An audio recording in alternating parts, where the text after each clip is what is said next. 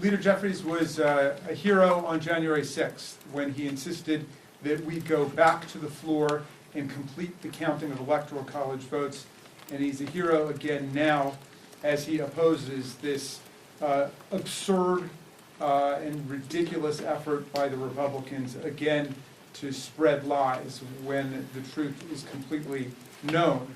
It would be a lot better if they were proposing that we get together on a bipartisan basis to actually make some progress for America. For example, we could start by trying to restore 17 million people to Medicaid coverage who are about to be cut off because of their actions. But the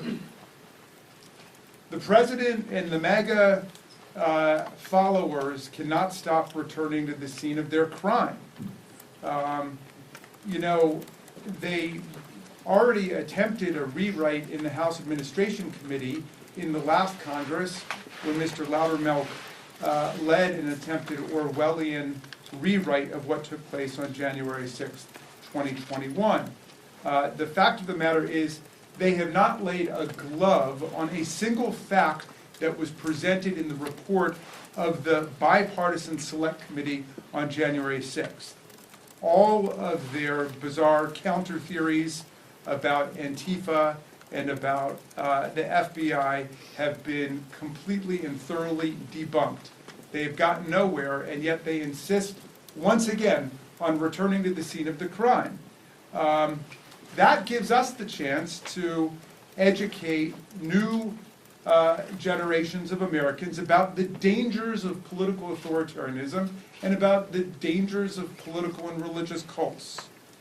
We are also going to demand that this forum finally become a time of national reckoning with the fact that 140 of our police officers were wounded, injured, hospitalized, disfigured, and disabled by the savagery of Donald Trump's mob. Speaker Johnson and Donald Trump have done absolutely nothing for our police officers. They won't even put up the federally mandated plaque in Congress to honor the service of our officers and their sacrifice. Yet, Donald Trump pardoned nearly 1,600 insurrectionists and violent cop beaters, many of whom have already reoffended, and he calls them heroes, and he called them hostages, which is obscene. A hostage is someone who has been abducted and held for ransom by a terrorist or criminal group. That's what they think of the American judicial process.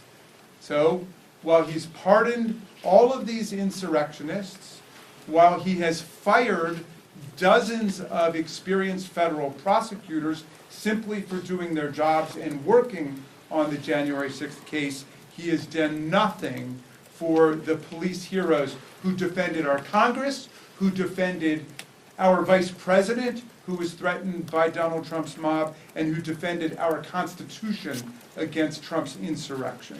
They've done nothing for the officers. So we're going to talk about that. And we're going to talk about specific officers. For example, Sergeant Aquilino Gonell. Sergeant Gonell was on the Capitol Police Department force for 17 years. A veteran of the Iraq War who said he never saw any kind of violence and savagery as bloody as what he saw on January the 6th.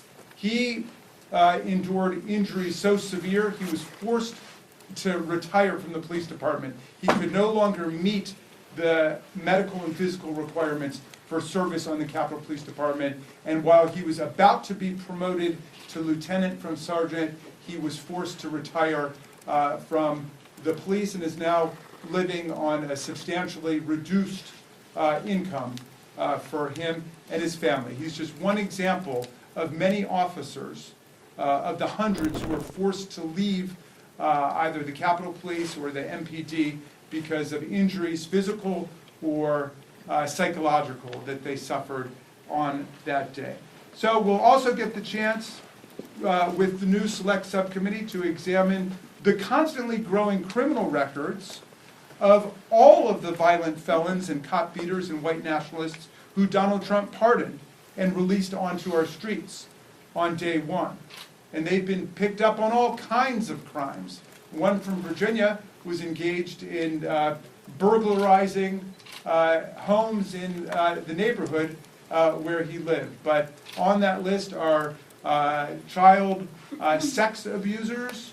There are people who've been involved in other kinds of violent crimes and robbery. And so we're going to trace all of the people who Donald Trump decided to pardon and release back into the streets. Again, we would much prefer to be working on something positive, forward-looking, but they want to look back, and so we say, fine, this will be a chance to educate America about what exactly they did to us in their effort to overthrow a presidential election which Donald Trump lost by 7 million votes, 306 to 232 in the Electoral College. All of his claims of fraud were debunked and repudiated by more than 60 federal and state court judgments, including from 7 or 8 judges that he himself named to the bench.